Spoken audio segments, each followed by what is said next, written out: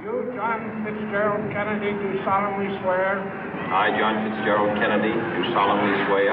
That you will faithfully execute the office of President of the United States. That I will faithfully execute the office of President of the United States. And will, to the best of your ability. And will, to the best of my ability. Preserve, protect, and defend the Constitution of the United States. Preserve, protect, and defend the Constitution of the United States. So help you God. So help me God.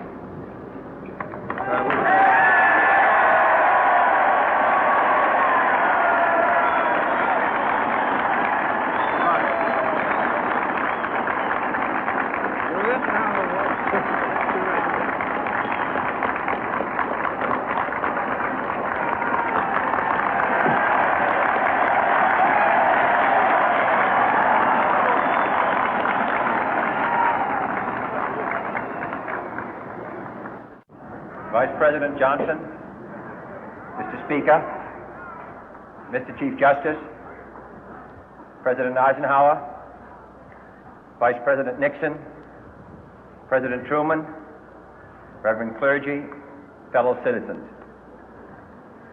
We observe today not a victory of party, but a celebration of freedom, symbolizing an end as well as a beginning, signifying renewal as well as change.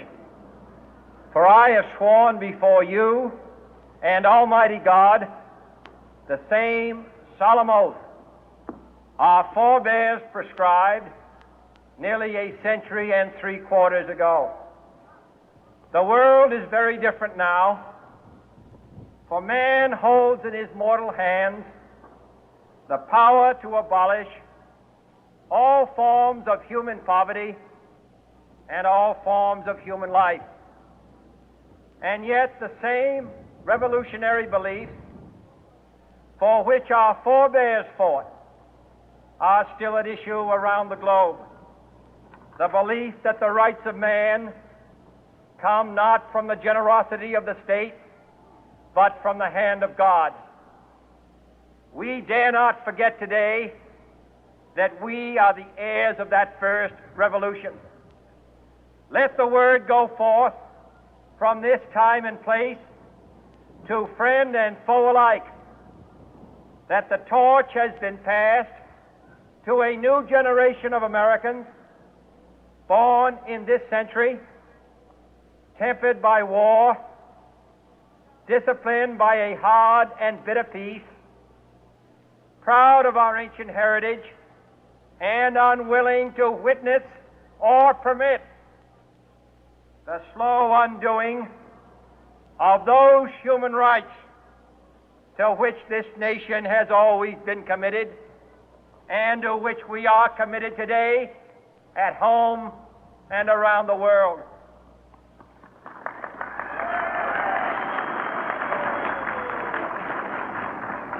Let every nation know, whether it wishes us well or ill, that we shall pay any price, bear any burden, meet any hardship, support any friend, oppose any foe to assure the survival and the success of liberty.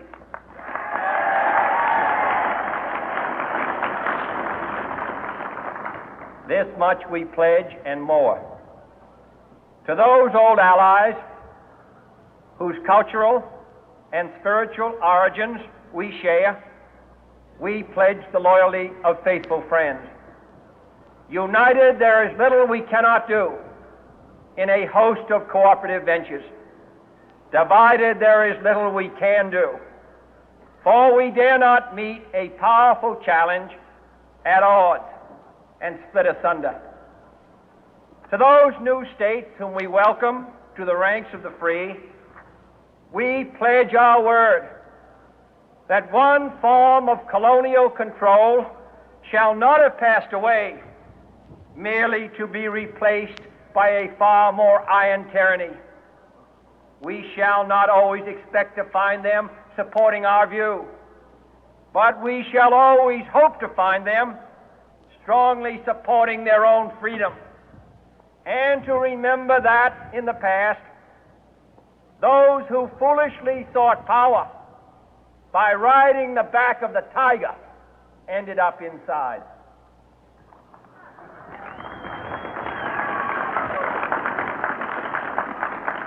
To those people in the huts and villages of half the globe struggling to break the bonds of mass misery, we pledge our best efforts to help them help themselves for whatever period is required, not because the communists may be doing it, not because we seek their votes, but because it is right.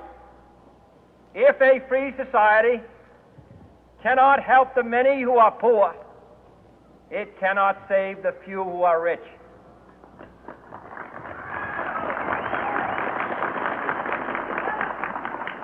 To our sister republics south of our border, we offer a special pledge to convert our good words into good deeds, in a new alliance for progress, to assist free men and free governments in casting off the chains of poverty.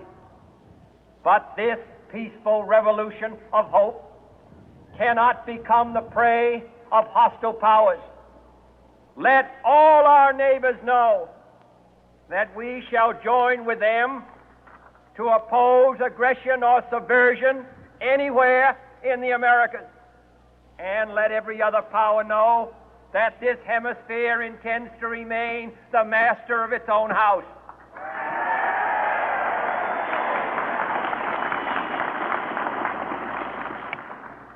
To that World Assembly of Sovereign States, the United Nations, our last best hope, in an age where the instruments of war have far outpaced the instruments of peace, we renew our pledge of support to prevent it from becoming merely a forum for invective, to strengthen its shield of the new and the weak, and to enlarge the area in which its writ may run.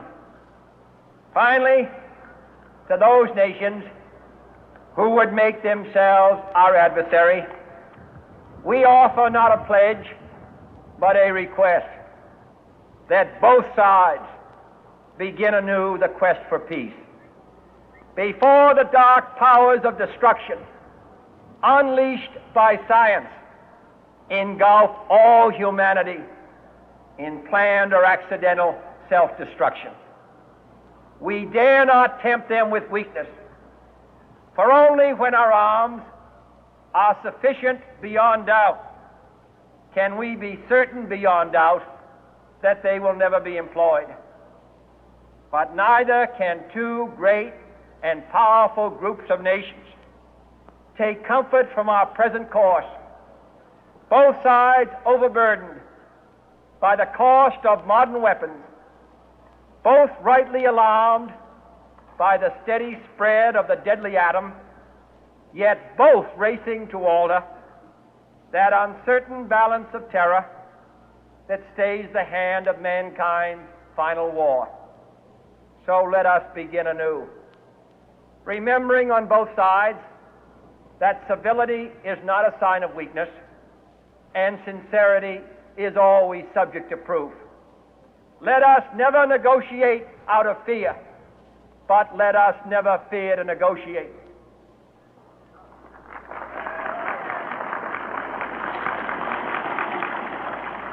Let both sides explore what problems unite us, instead of belaboring those problems which divide us.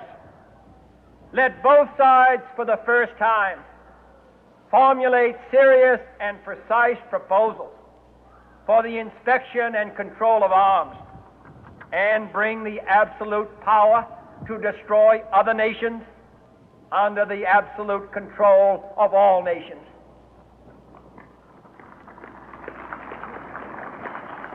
Let both sides seek to invoke the wonders of science instead of its terrors. Together, let us explore the stars, conquer the deserts, eradicate disease, tap the ocean depth, and encourage the arts and commerce. Let both sides unite to heed in all corners of the earth the command of Isaiah to undo the heavy burden and let the oppressed go free. And if a beachhead of cooperation may push back the jungle of suspicion, let both sides join in creating a new endeavor, not a new balance of power, but a new world of law, where the strong are just and the weak secure and the peace preserved. All this will not be finished in the first 100 days, nor will it be finished in the first 1,000 days, nor in the life of this administration, nor even perhaps in our lifetime on this planet. But let us begin.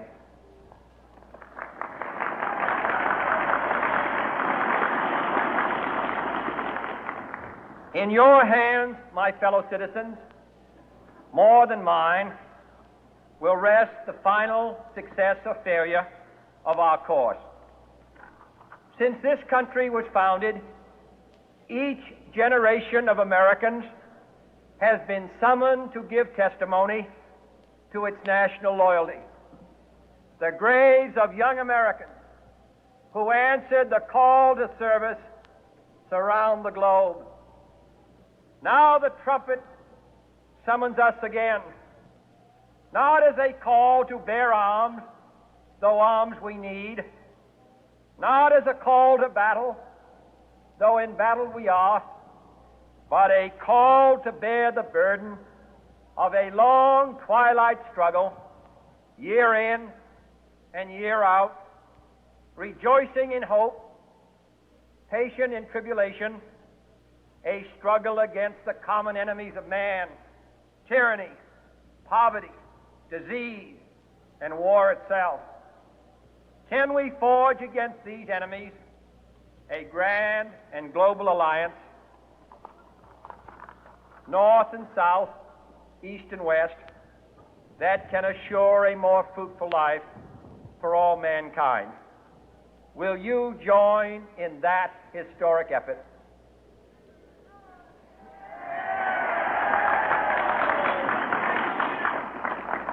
In the long history of the world, only a few generations have been granted the role of defending freedom in its hour of maximum danger. I do not shrink from this responsibility. I welcome it.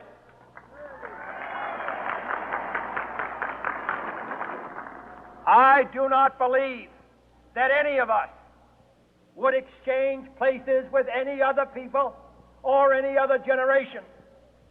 The energy, the faith, the devotion which we bring to this endeavor will light our country and all who serve it. And the glow from that fire can truly light the world. And so, my fellow Americans, ask not what your country can do for you. Ask what you can do for your country.